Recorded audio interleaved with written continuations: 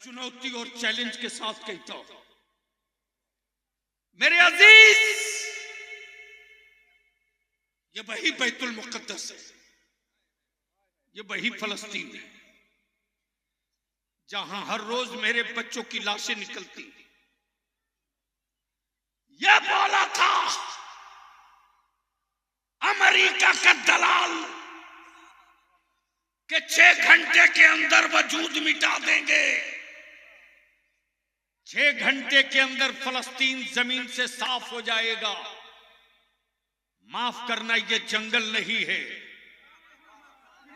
ये जंगल नहीं है जो तेरी माचिसों की तीरियों से साफ हो जाए। हाँ, तूने जहन्नम बनाने को कहा था, रब की कुदरत ने एक हल्की सी हवा चलाई तो आज पूरा अमेरिका जहन्नम बना हुआ है। नारे तकबीर, नारे रिसालत, नारे रिसालत।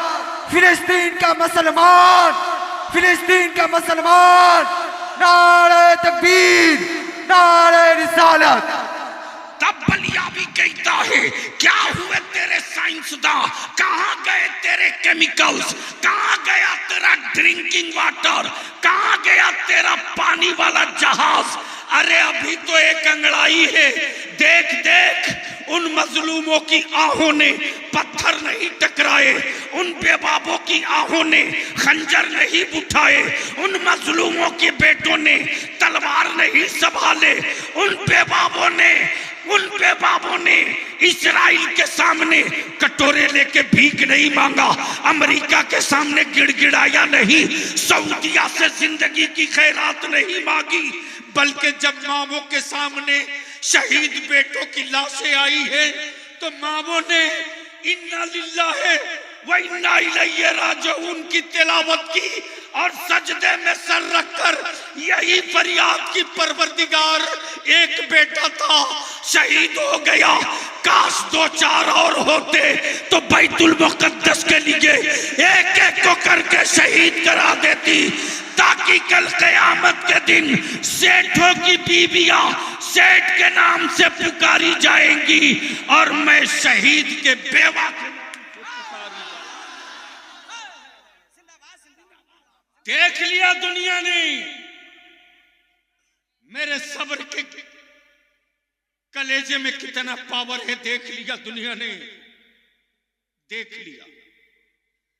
लेकिन भारत में एक होने की बात करने वालों, सऊदिया की ज़कात लाकर कटिहार में मस्जिद बनाकर धोखा देने वालों, अरे आओ आओ बाहर निकलो, दरबे से निकलो। अहले सुन्नत के किसी मदरसे पर हुक्मरान के कलेजे में दम है तो हाथ डाल के दिखावे, डाल के दिखा हाथ। तेरे बलियावी ने पार्लियामेंट में ललकार के कहा था, निकाल रिकॉर्ड, मिल जाएगा, निकाल। रजा वाला कभी दब के नहीं बोलता, इसलिए कि दुनिया को पता है, दुनिया को पता है कि इस्लाम फौजियों का मजहब नहीं है, याशिकों का मजहब है। तवज्जो चाहो, बोलोगे तो बोल दूंगा। फौजी हार मानता है, आशिक कभी हार नहीं मानता। जख्म खाएगा, हार नहीं मानेगा, हाथ पैर टूटेंगे फिर भी हार नहीं मानेगा। बता दे मेरी कौम का नौजवान और जितने बड़े बुजुर्ग हैं, 1.25 साल हो गए लाशें चुनते, लेकिन सलाम है उन मावों की हिम्मत को, सैल्यूट है उन बच्चों के जज्बे को। बम गिरते रहे, मिसाइलें गिरती रही, ना अज़ान रुकी, ना बैतुल मुक़द्दस की नमाज रुकी, और आशिकों ने बता दिया कि बमों की गड़गड़ाहट से सजदे कभी कमजोर नहीं पड़ते।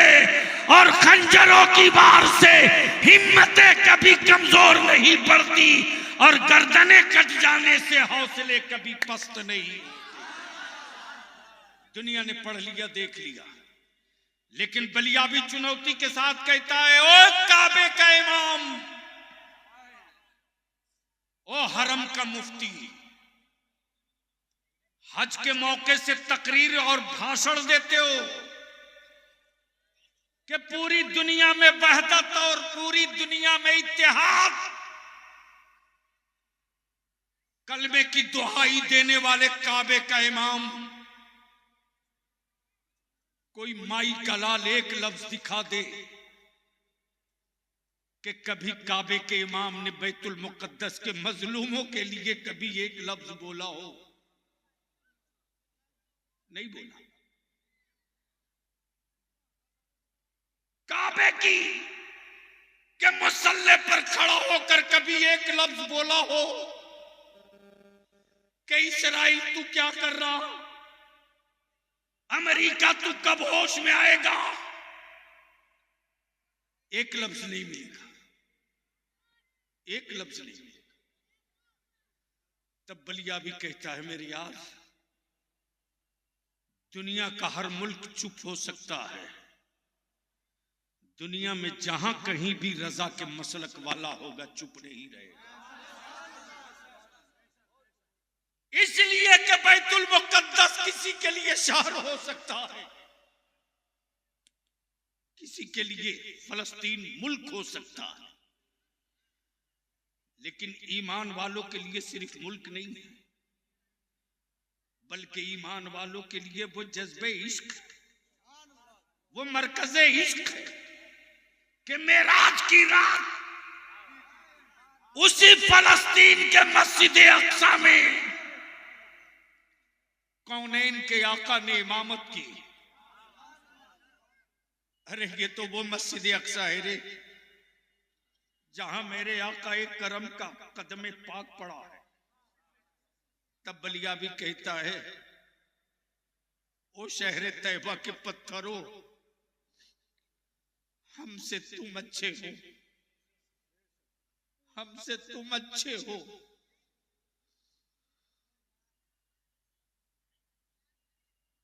हम गोश्त वाला दिल रख करके भी उनके पाए नाज का निशान न ले सके,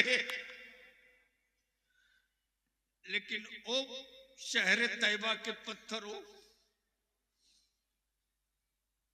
तुम मुझसे अच्छे हो इसलिए कि तूने अपने सीने पर मेरे आका के कदमे पाक का निशान महफूज रखा है। अल्लाह अकबर। मैं तुझसे पूछता हूं मुसलमान, मुझको बता, अगर किसी नौजवान के सामने उसके बाप को कोई गाली दे और नौजवान चुप रहे, तो मोहल्ले के लोग उस नौजवान के बारे में क्या बोलेंगे? क्या बोलेंगे? सिर्फ कायर ही नहीं बोलेंगे, इससे आगे भी बोलेंगे, लगता है ये, लगता है ये खून इसका नहीं है, वरना अब तक तो तड़प गया होता। अमा अगर किसी विकलांग के सामने भी उस के मां की इज्जत पर कोई हाथ डाल दे, तो पैरों से माजूर भी अपनी मां की इज्जत के लिए जान पर खेल जाता। बोल सही है कि गलत? जोर से बोल, सही है कि गलत? जोर से बोल, सही है कि गलत? और अगर कोई नौजवान अपनी मां की लुटती हुई आबरू देखकर चुप रहे,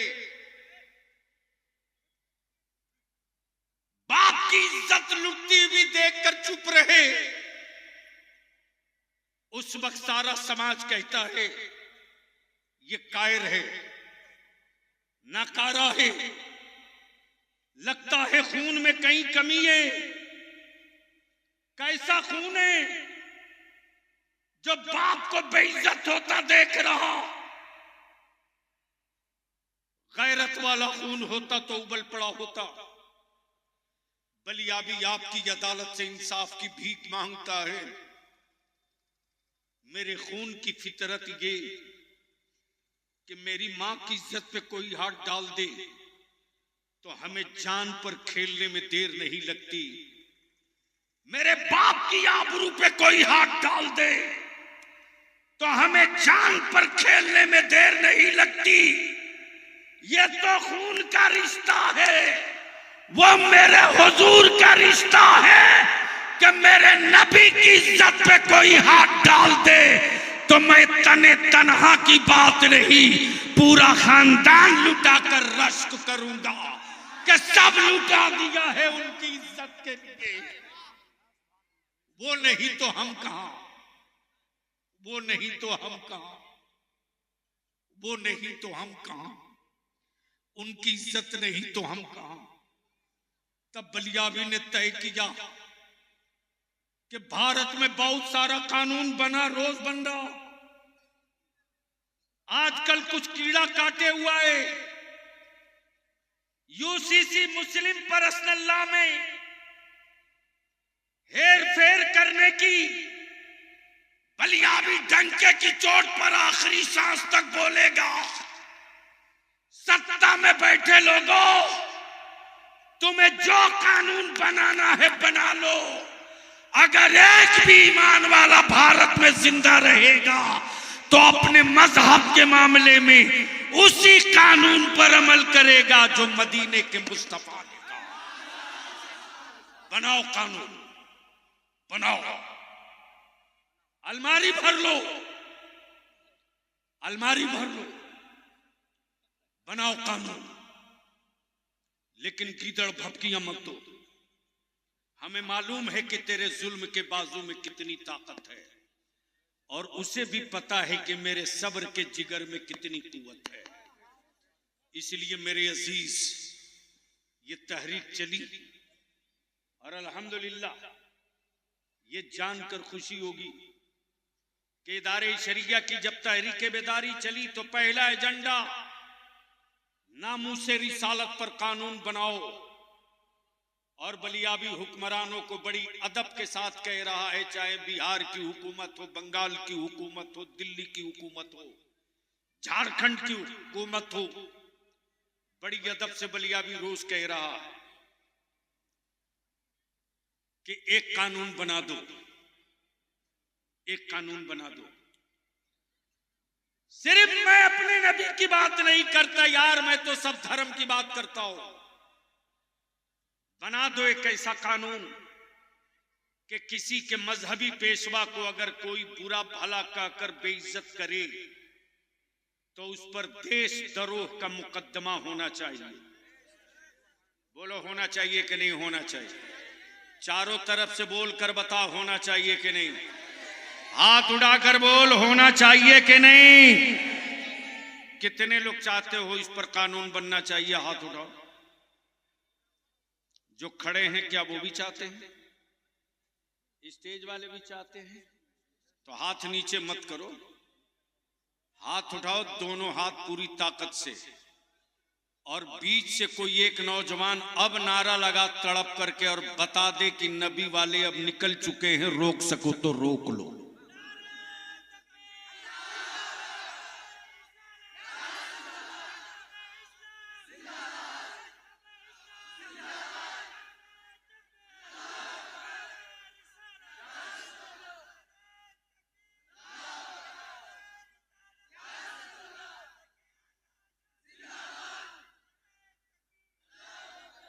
हमारी मस्जिदों के बुनियाद में माबूद तलाशने वालों,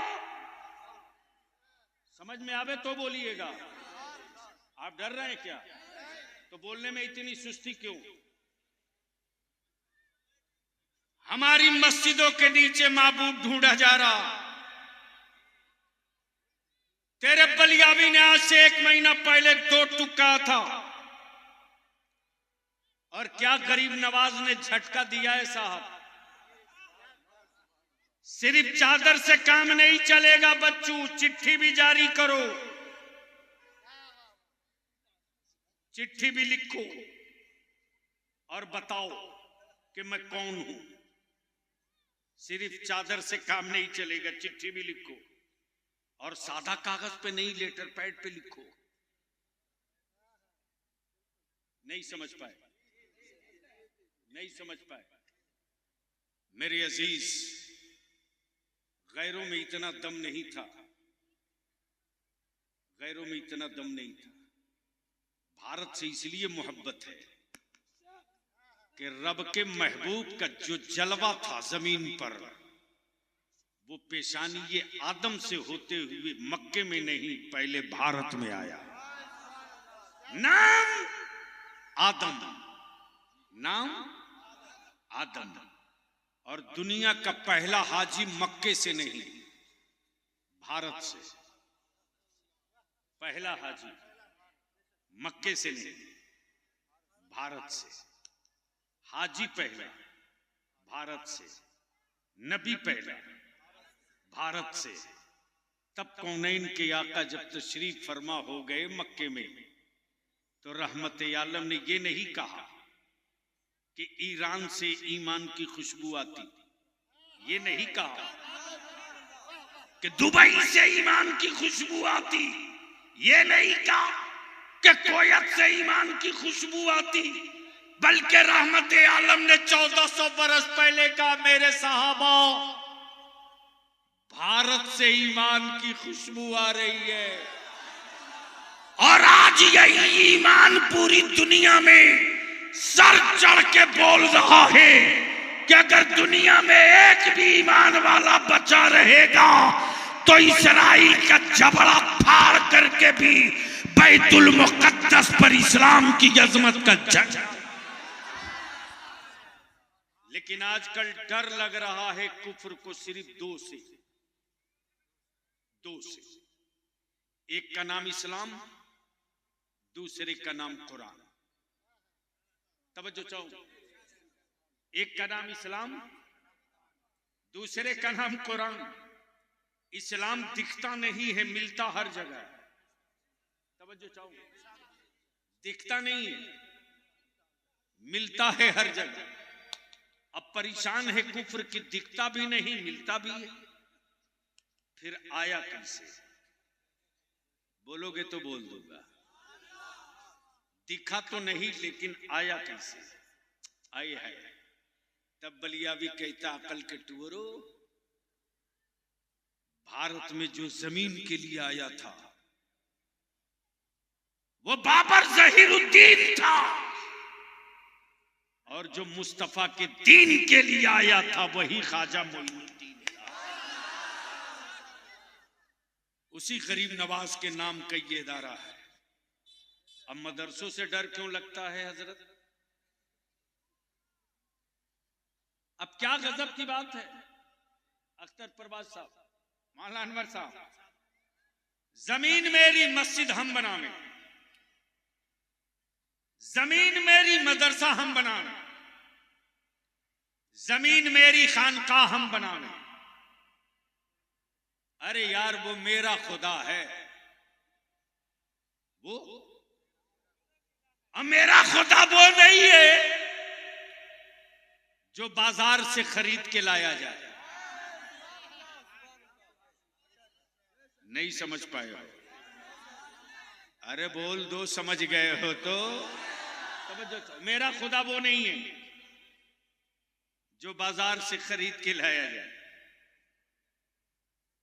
तब बलियावी यहां रुक के कहता है कि बिकता वही है जो बनता है। तवज्जो चाहो, बिकता वही है जो बनता। टोपी बनी है तो बिकेगी, कपड़ा बना है तो बिकेगा, माइक बना है तो बिकेगा। तो बिकता वही है जो बनता है। और मेरा खुदा बनता नहीं है, मेरा खुदा बनाता है। मेरा खुदा तो जो बनावे वो खुदा, जो बनावे। और क्या गजब की बात है, माबूद भी बनाया तो मेरे खुदा की मिट्टी से, माबूद भी बनाया तो मेरे खुदा की मिट्टी से, वजूद भी तैयार किया तो मेरे खुदा के पानी से। अब बनने वाला मिट्टी का माबूद भी सोचता होगा कि जब हम ही इतने मोहताज हैं तो ई कितना मोहताज होगा। तो जो बनेगा, जो बनेगा, जो बनेगा, जोर से, जो बनेगा, जो बनेगा, जो बना है वो बिका है, जो बना है, मेरा खुदा बना नहीं है। लेकिन गैरों में कोई दम नहीं यार, कमजोर तो तूने किया रे मुसलमान, तुमने किया। 2.5 साल तक तेरा बलिया भी पार्लियामेंट में था, बड़ी गालियां सुनी मैंने,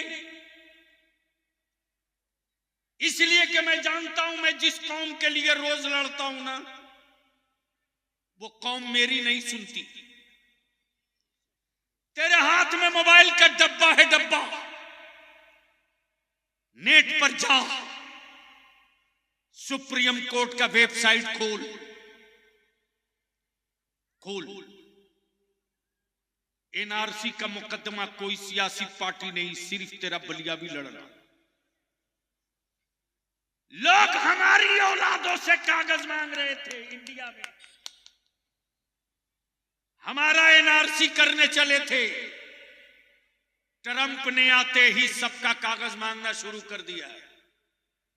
दिखाओ,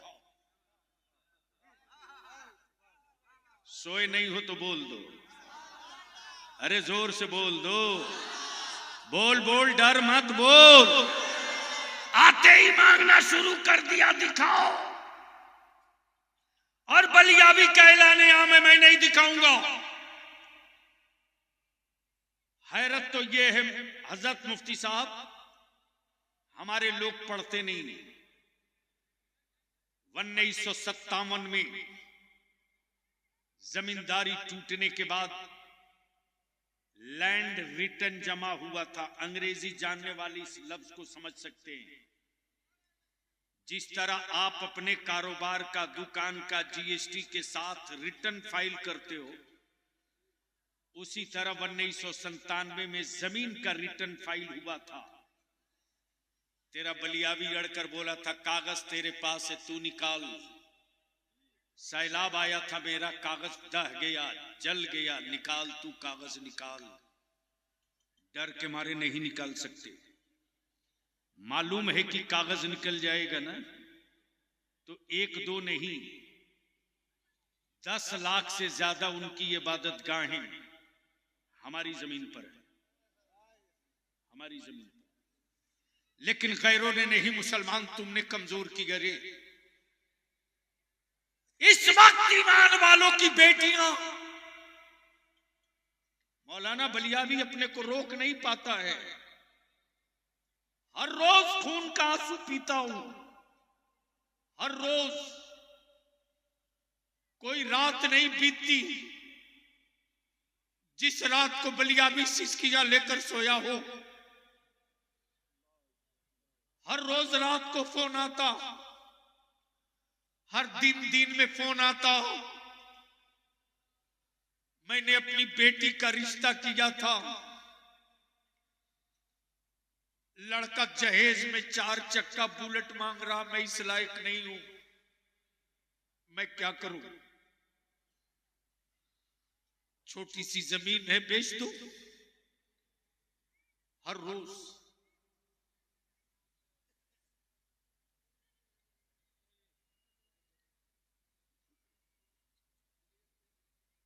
रोज ये तीर चुभता है कलेजे में।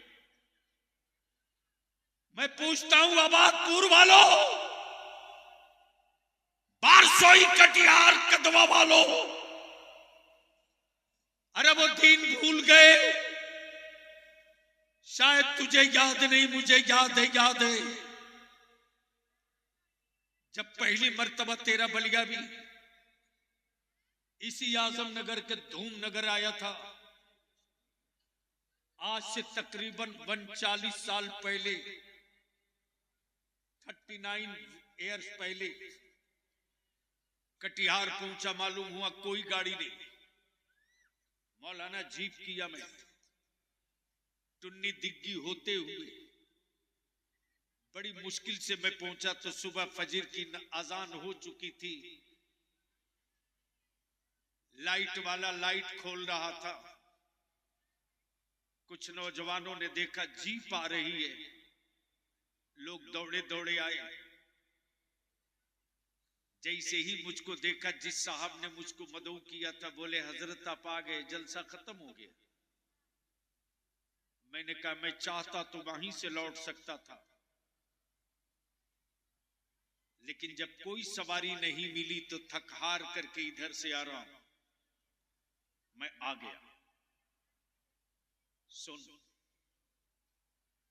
आज 50,000 का मोबाइल लेके घूम रहा है ना, पूछ अपने दादा की रूह से, पूछ अपने नाना की कब्र पे जाकर। अरे हम लोगों के बाप दादा ने पटुआ का साग और भात खाकर जिंदगी बिता दिया, लेकिन अपनी जमीन का कोई टुकड़ा नहीं बेचा।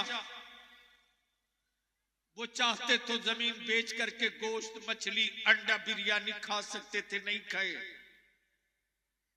इसलिए कि मेरे बच्चों का क्या होगा, मेरी आने वाली औलादों का क्या होगा। मुफ्ती साहब,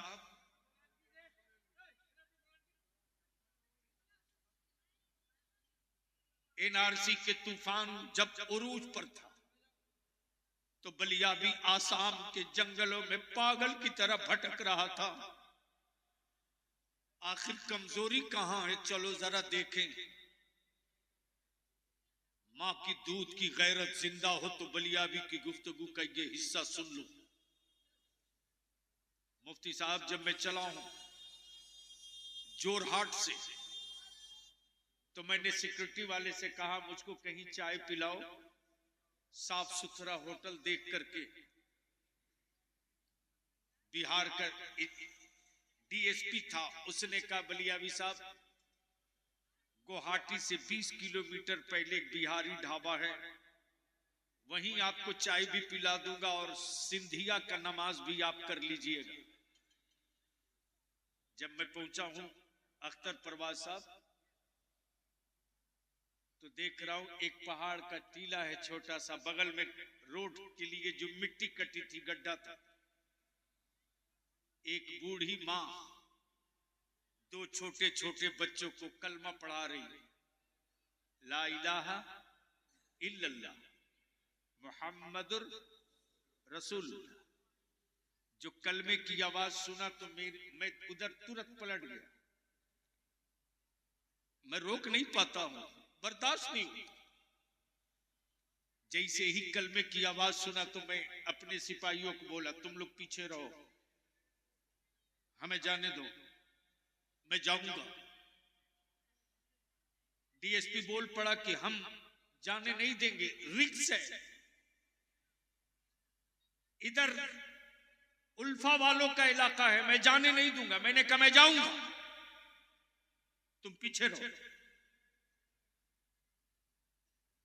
जैसे ही मैं करीब पहुंचा, ऊपर में प्लास्टिक की पन्नी है, नीचे में लकड़ी लगी। बूढ़ी अपनी पोता और पोती को कलमा पढ़ा रही है। जैसे ही पहुंचा तो मैंने सलाम किया, कोई जवाब नहीं दिया। फिर सलाम किया, कोई जवाब नहीं दिया। फिर आखिर में जब मुझको लगा कि शायद नहीं समझ पा रही, तब मैंने कहा हम मौलाना बलियाबी, हम मौलाना बलियाबी। बूढ़ी पढ़ी थी, पढ़ी लिखी थी, एक अखबार आसामी जबान का रखा था।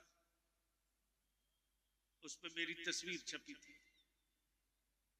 उसको लेकर देख रही है और मुझको देख रही है।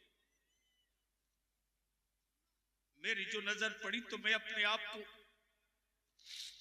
बेकाबू पाया। मेरे अल्लाह, इन पहाड़ों में भी बलियाबी से मोहब्बत करने वाले लोग,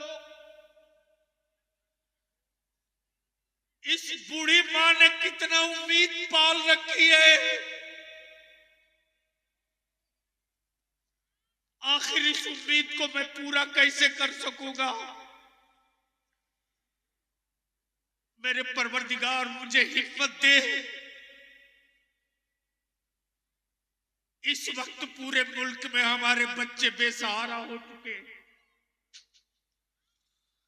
हमने वोट देकर हुकूमत बदली है, अपनी औलादों का मुस्तकबिल नहीं बदला। हमने वोट देकर सत्ता बदला है, अपने बेटों का भविष्य नहीं बदला।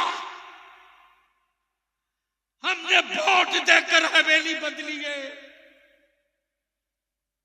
अपनी नस्लों की सूरत नहीं बदली। जैसे ही कहा मौलाना बलियावी, बूढ़ी ने वालेकुम अस्सलाम कहकर मटका और एक प्लास्टिक के गिलास में पानी दी। मैं जमीन पर बैठकर मौलाना पानी पीने लगा। डीएसपी कहता प्लीज सर उठ जाओ, हमारी नौकरी चली जाएगी, उठ जाओ। मैंने कहा मैं नहीं उठता, मैं बैठूंगा। मैंने कहा तेरा बेटा? बोली तल्ले तल्ले नीचे। मैंने कहा बुलाओ। आवाज दी, उसका बेटा आया। गौर से सुनना, अगर गैरत वाली मां के दूध का एक बूंद बचा है तो गौर से सुनना। जैसे ही मैंने कहा कि आपका बेटा, बोली तल्ले। मैंने कहा ये दोनों? बोली पोता पोती। पोता पोती, बेटा तल्ले। जब उसका बेटा आया तो मैंने कहा कि ये तुम्हारा मकान है? बोला अभी तक तो मेरा है। मैंने कहा जब बारिश होती है तो अपने बच्चों को लेकर कैसे रहते हो? बोला हमें अपनी जिंदगी से अब कोई प्यार नहीं है, हमें अपनी जिंदगी से अब कोई मोहब्बत नहीं। चूंकि खुदकशी नहीं कर सकता इसलिए जी रहा हूं। मैं ग्रेजुएट हूं, मैं और मेरी बीवी दोनों इस 4 लाइन में मजदूरी करते हैं। ये मेरी मां है। जब बारिश होती है तो अपनी मां को और अपनी बीवी बच्चों को प्लास्टिक में लपेट के सुलाता हूं। मैंने कहा आपका मकान कहीं नहीं था? उसने जवाब दिया मेरे बाप के पास मकान था, मेरी 5 बहनें थी, मैं अपने बाप का इकलौता बेटा। अपनी बहनों की शादी के लिए मैंने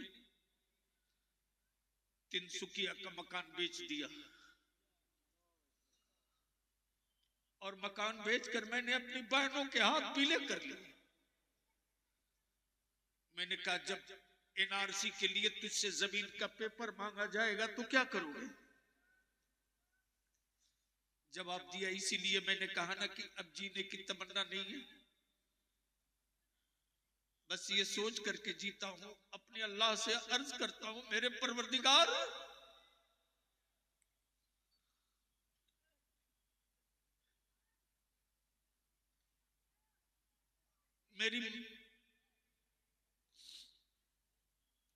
मुझसे पहले मेरी मां को उठा ले ताकि मैं अपनी मां के जनाजे को कम से कम कांधा तो दे सकूंगा। मैंने कहा कल अगर तुमसे हिंदुस्तानी होने का सबूत मांगा जाएगा तो तुम क्या दोगे? बोला कुछ नहीं, हुकूमत जो चाहे सुलूक कर ले, मेरे पास कुछ नहीं। तब मेरे दिमाग में ये बात हीट कर गई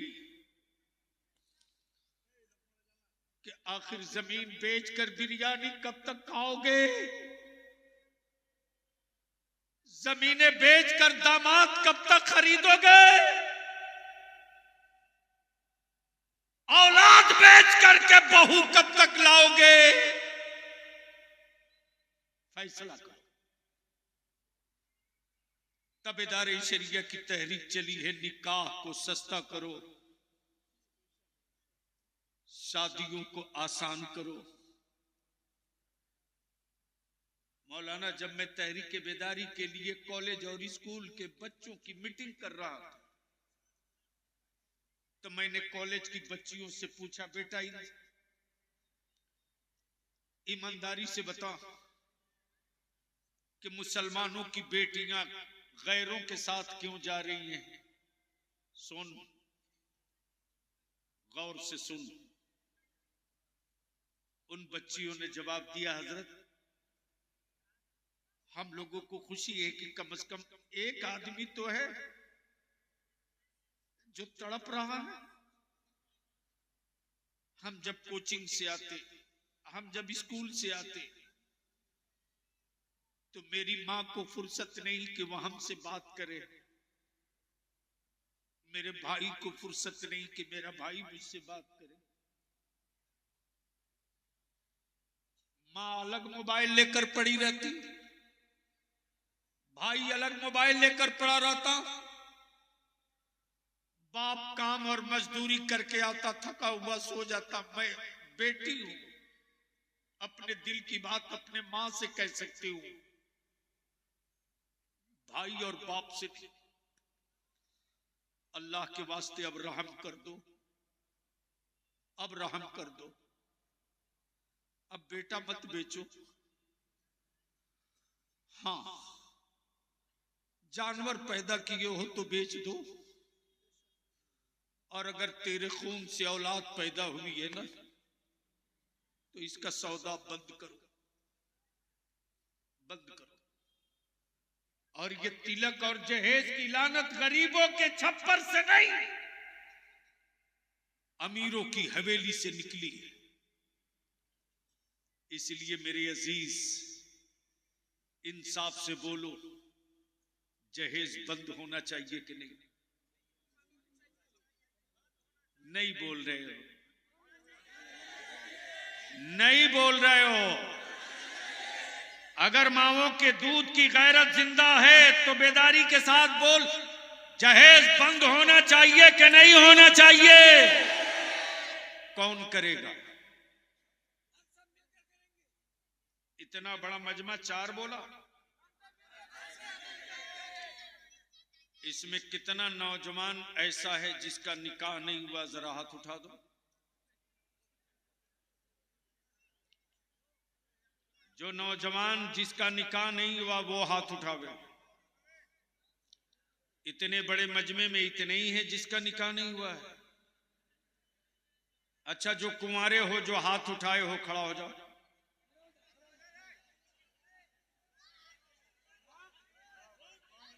हाय हाय हाय हाय हाय हाय हाय।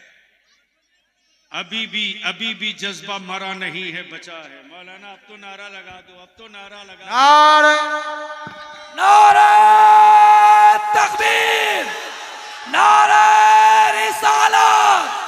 इस्लाम, इस्लाम।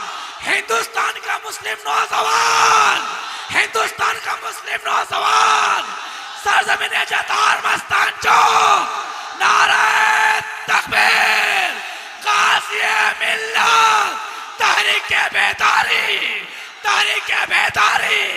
लब्बैक लब्बैक लब्बैक, नारे तकबीर, नारे रिसालत। ये जितने नौजवान खड़े हो, बस जो कुंवारे हो, जो खड़े हो चुके हो, जिसका दिल साफ है, जो तय कर लिया है कि मैं जानवर नहीं हूं, अपनी मां की औलाद हूं, बाप का बेटा हूं, ईमान से बोलो। कोई अगर 3 लाख, खड़ा रहने दो, बैठा क्यों रहा तू? जब मैं खड़ा हूं पता है कौन खड़ा? श्री मौली साहब नहीं खड़ा, ईमान से बोलो मेरे अजीज,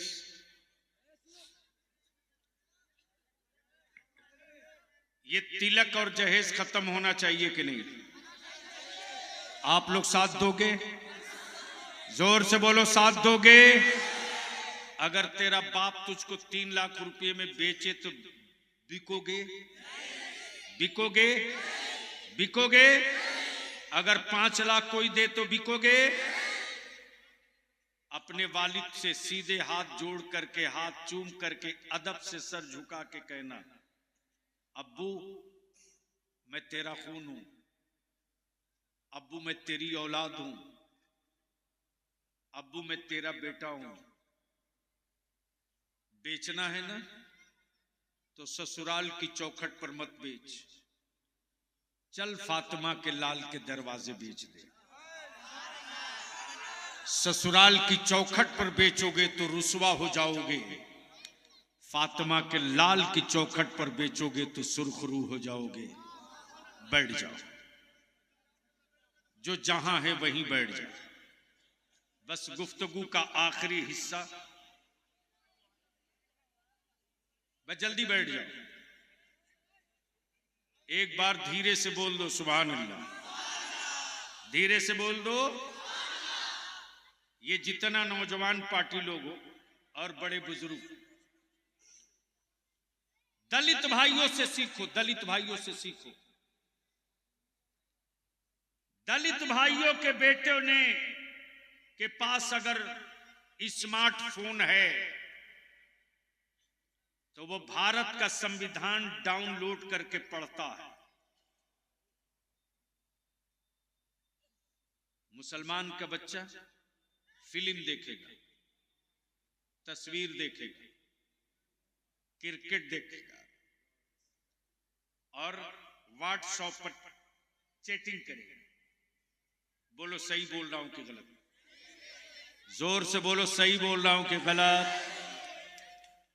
इसलिए मेरे अजीज, मैं तुझसे विनती करके कहूंगा, खुद को जीने के लिए जिंदा हो तो तुझसे कोई शिकायत नहीं, और अगर इसलिए जिंदा हो कि तेरे मरने के बाद तेरी मस्जिदें न वीरान रहें, तेरे मरने के बाद तेरी नस्लें न खत्म हों, तो अब अपने जीने का अंदाज बदल दो, जीने की स्टाइल बदल दो। और जीने का अंदाज बदलने के लिए जो सबसे मजबूत प्लेटफार्म है वो मदरसा है, वो गांव में मकतब है। जिस जिस गांव में मस्जिद है वहां मकतब को मजबूत करो, और जहां मदरसा है वहां मदरसा मजबूत करो। और 3 टाइम मत खाओ, 2 टाइम खाओ। मत अच्छा लिबास पहनो, मोटिया मार्किन पहनो, लेकिन अपनी औलादों को पढ़ाओ। जब बेटे पढ़ लेंगे तो कायर नहीं होंगे। डरता वही है जो जाहिल होता है, जब पढ़ लेगा तो दब की गुफ्तगू नहीं करेगा, चढ़ के गुफ्तगू करेगा। इसलिए विनती और अपील है, शादियों में टेंट, लाइट, डेकोरेशन और दस्तरखान पर खर्च मत करो, पैसे बचाओ, औलादों को पढ़ाओ। याद रखना, तलवार के मारे हुए घाव भर जाते हैं, कलम की नोक के मारे हुए जख्म कभी नहीं भरते। हमारे ही मुल्क में हर साल हमें मारा जाता है, हर साल हमें मारा जाता है। अब कितना मार खाओगे? जब तक जाहिल रखोगे औलादों को मारे जाओगे। जब औलादों को पढ़ा दोगे तो कोई मारना भी चाहेगा तो तेरी औलादे कलम को खंजर बनाकर खड़ी हो जाएंगी। मस्जिदों की हिफाजत की भीख हुक्मरानों से कब तक मांगोगे? अपने बेटों को अफसर बना दो ताकि तेरे बेटे तेरी मस्जिदों के मीनारों की हिफाजत खुद कर ले। कब तक मजदूर बनाओगे अपने बेटों को? मालिक बनाने की बात सोचो। और याद रखना, वही पत्थर जो पत्थर छेनियों की चोट से डर जाए, जो पत्थर हथौड़ी की चोट से डर जाए वो पत्थर कभी मस्जिद का मेहराब नहीं बन सकता, और जो औरत विलादत के दर्द से डर जाए वो औरत कभी मां नहीं बन सकती, और जो खेत हल के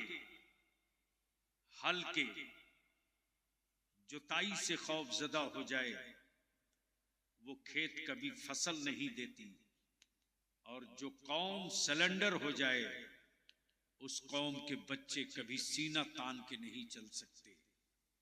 इसलिए मैं अपील करूंगा, गुजारिश करूंगा अपने नौजवानों से, आप जिस गांव, जिस मोहल्ले, जिस टोले से आए हो, अपने अपने सर्किल के नौजवानों की एक टीम बनाओ, एक ग्रुप बनाओ, और ग्रुप बनाकर ये तय करो कि मेरे गांव का कोई गरीब बच्चा अगर हाई स्कूल में अच्छा नंबर लाया है और बाप की गरीबी की वजह से पढ़ाई छोड़ रहा है तो हम अपने गांव के जलसे का थोड़ा लाइट कम कर देंगे, थोड़ा शामियाना कम कर देंगे, इसी में से कुछ पैसा बचाकर कुछ आपस में चंदा करके उस गरीब के बेटे को पढ़ने के लिए फी जमा कर दो और कह दो उसकी पीठ ठोक करके कि जा, तूने मेहनत करके नंबर अच्छा लाया है, पैसे की फिक्र तू मत कर, रिजल्ट की फिक्र तू कर, हम सब नौजवान तेरी पीठ पर खड़े हैं। याद रखना, जिस दिन हर गांव में ये तहरीक चल पड़ी, जिस टोले में ये तहरीक चल पड़ी, उस गांव में अनपढ़ और अंगूठा छाप नहीं मिलेगा। 5 साल के बाद हर गांव से कलम का पावर सीना तान कर खड़ा होगा। ये तहरीक है, ये मिशन है। जलसे रोज होते हैं, तहरीक नहीं होती। तकरीरें रोज होती हैं, तब्दीली नहीं होती। जलसे उसी वक्त कामयाब माने जाएंगे जब गांव बदल जाए, हम बदल जाए, मुआशरा बदल जाए, इलाका बदल जाए। इसलिए कड़ी नजर रखें बेटियों पर भी। और ये मेरी माएँ जो आई हैं ना, मेरी माएँ बहनें जो आई हैं, तुझसे हाथ जोड़ के विनती करके बलिया भी, कलमे का तेरे कलमे की औलाद की हैसियत से तुझसे भीख मांगता है।